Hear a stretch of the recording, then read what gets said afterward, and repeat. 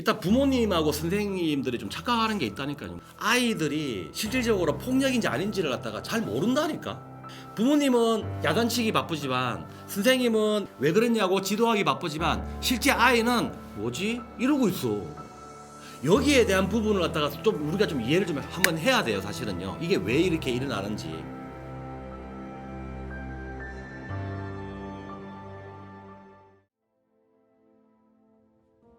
일단 첫 번째로는 선생님하고 부모님께서는 스마트폰에 좀 주목해야 됩니다. 아이들의 스마트폰이 실질적으로 스마트폰이 아니다. 단지 규모가 손바닥만 해서 좀 작아 보이고 별거 아닌 것 같지만 사실은 이 인터넷 공간이라는 스마트폰 속으로 딱 들어가는 순간 아이의 활동 영역은 국적을 넘어선다. 그리고 이거는 폰이 아니라 전자기기이자 디지털 기기이다. 그 다음에 두 번째는 뭐냐면 디지털 기술력이라는 거예요. 아이들은 디지털 네이티브 세대라고 하잖아요. 그러니까 태어날 때부터 아이들 주변에는 다 IT 기기들이 있었어요. 부모 세대하고는 엄청난 초격차를 둔다는 거죠. 디지털 세대에서 특징 중에 하나는 디지털 기술력, 그 다음에 디지털 학습력. 이게 우리 부모 세대가 생각하는 것보다는 생각보다는 아이들의 역량이 되게 높다. 요즘 문화는 딱 키워드로 말하면 숏폼, 숏학행이에요.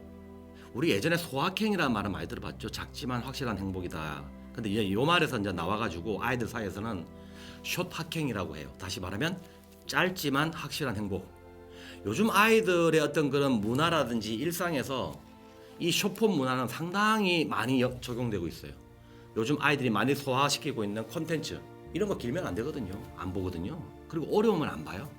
그리고 중요한 거는 또 복잡하면 안 보고 쉽게 말하면 숏폼은 어떤 거냐면 3S라고 해가지고 짧고 빠르고 간편해야 되는데 그럼 이게 단지 그냥 문화의 영역이냐? 아니라는 거예요. 부모님께서 이러한 아이들의 문화를 좀 이해하면 잔소리를 하는 것도 좀 짧게 그래야 애들이 알아듣지. 앉아봐 해놓고 주저리 우리 옛날 방식의 훈육으로 했다가는 아이들이 집중력이 좀 떨어지죠. 학교 교육도 사실 마찬가지입니다. 학교 교육도 요즘 아이들이 40분 넘게 이 수업을 갖다가 견뎌낸다라는 이야기를 좀 하거든요. 그만큼 이제 아이들이 짧고 빠르고 이런 문화에 익숙해져 있다 보니까 이 숏폼 문화를 좀 이해하면 부모님들이 돌봄 문제나 그 다음에 학교 교육에 있어서 상당히 아이들하고 소통을 한다든지 교육에 있어서 상당히 적용을 많이 할 것 같아요. 그 외에도 뭐 국회 문화도 있고 그 다음에 편의점은 요즘 아이들에게 퍼니점이라고 하거든요. 그래서 요즘 아이들은 편의점에서 다 친구를 만나고 편의점에서 행복한 간식을 먹고 심지어는 끼니도 거기서 먹죠. 왜 학원 마치면 중간에 쉬는 시간에 와서 밥을 먹고 또 조금 안 좋은 이야기지만 범죄도 요즘 편의점에서 이루어지고 그 다음에 덕질, 그렇죠. 덕질 요거 최고죠. 예전에 우리 부모 세대에서 덕질하면 좀 뭐지라고 약간 좀 경계했는데 요즘 아이들 사이에서 덕질은 찐이죠. 제대로 판 거죠. 아주 파도 제대로 판 거죠. 그래서 아이들 사이에서도 상당히 그 존경의 대상이죠. 예. 그래서 그런 문화를 조금 이해하시면 좋을 것 같아요. 숏폼, 숏학행 요거 꼭 좀 기억하셔야 됩니다.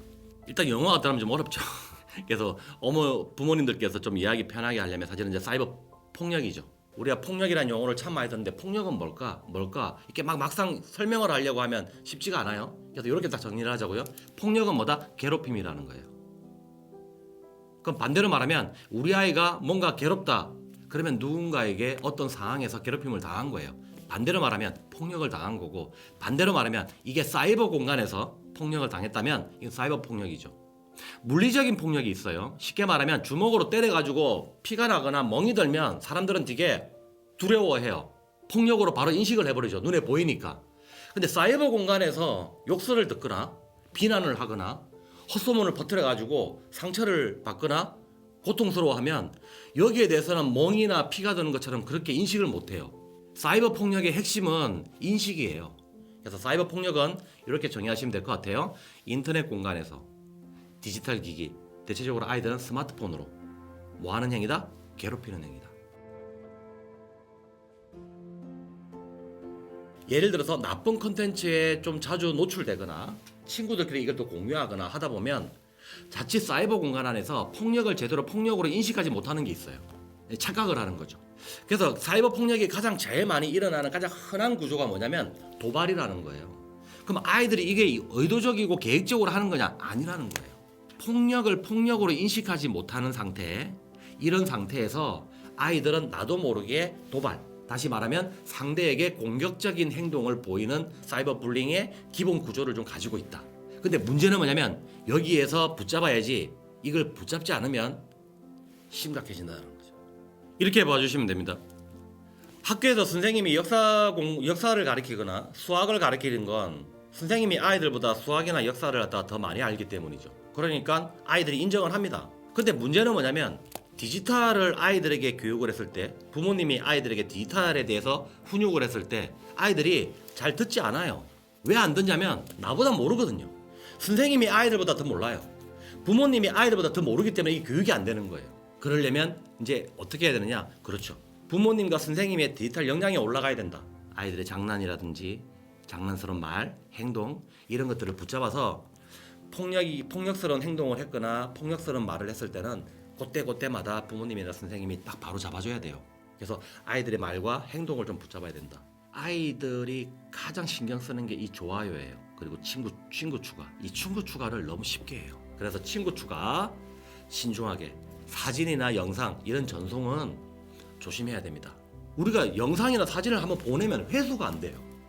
이 콘텐츠를 보시고 나서 부모님과 선생님들께서 우리 아이들한테만큼은 전송 안 하는 문화, 저는 이런 문화가 좀 있었으면 좋겠다. 요즘 아이들의 개인정보에 대해서 조금 많이 나쁜 사람들이 많이 노리고 있어요. 근데 아이들은 자기의 개인정보가 그렇게 중요하다고 생각을 안 해요. 그래서 자신이 가지고 있는 아이디 이런 계정 자체를 요즘 아이들 사이에서는 돈 주고 사고 있거든요.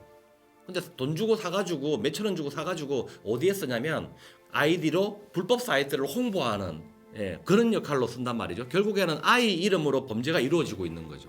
그래서 이 부분은 꼭 좀 지켜주시고 마지막으로 결론을 좀 말씀드리면 아이들에게 이 이야기를 꼭 좀 해주세요. 내가 사이버 공간에서 많은 사람들과 만날 거예요. 그리고 많은 사람들과 대화를 하죠. 사이버 공간에서 표현할 때 어떤 그런 텍스트, 문장, 글을 쓸 때 내 문장이 상대방에게 혹시 상처가 되지는 않을지 요걸 한번 생각을 좀 하면서 써달라고 해주세요. 요건 좀 꽤 진지하게 좀 이야기를 해주세요. 대부분의 아이들의 모욕이라든지 명예훼손이라든지 이런 사이버 유형의 가장 대표적인 유형들이 보면 아이들이 대부분 아무것도 모른 채 이게 폭력인지 아닌지도 모른 채 그냥 따라하는 경향도 되게 많고 결국에는 이게 만약에 문제가 돼버리면 아이도 놀라고 상대방은 더 놀라겠죠. 그래서 내 글과 내 문장이 상대방에게 상처가 되지는 않는지 한번 생각해보는 문화, 이런 문화도 있었으면 좋겠습니다.